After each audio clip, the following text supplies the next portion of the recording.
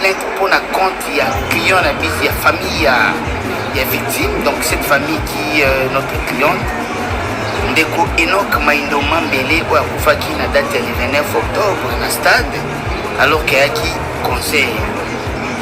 Tous allez consulter.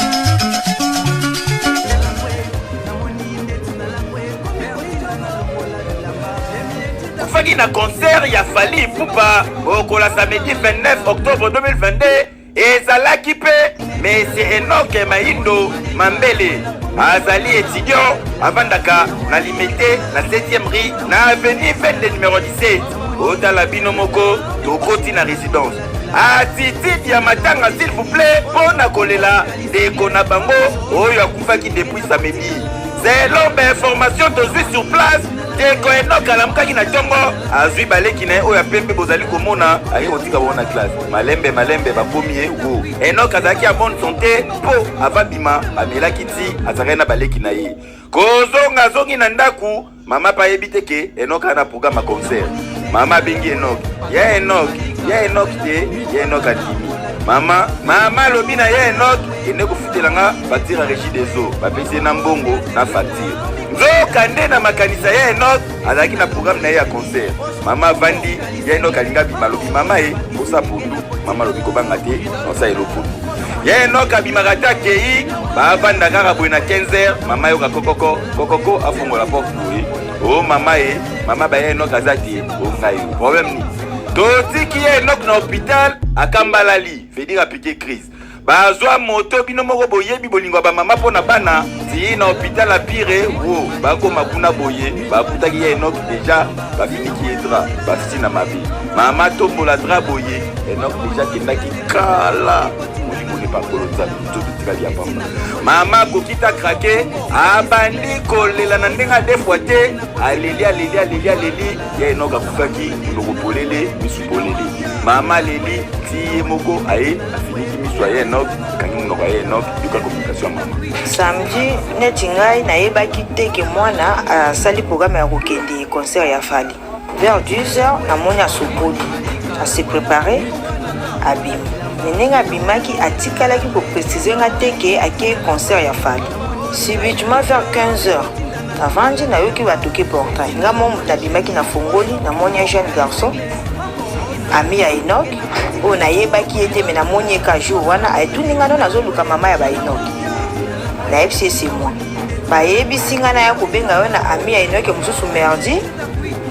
ayebisi nga ke Enoch apike crise baza na ye na hôpital nde bayebi na ya kosala sine na ndako mpo olanda bango noki parceke baza na ide ya kotransfere ye na hôpital mosusu me balobi ifo signature ya yo para ezala nakomi na hôpital ya Pire na rompwe Kipwanza leo nakoti nazalaki surpris komona ba ami na ye bazolela na hôpital pour la compte ya client na bisi ya famille ya victime donc cette famille qui est notre cliente Ndeko Enoch Maindo Mambele oyo akufaki na date ya 29 octobre na stade alors qu'il y a qui conseil Vous allez consulter dans plusieurs familles pour votre information. Et on va commencer à déposer plainte de façon progressive. La plainte a été déposée contre les organisateurs.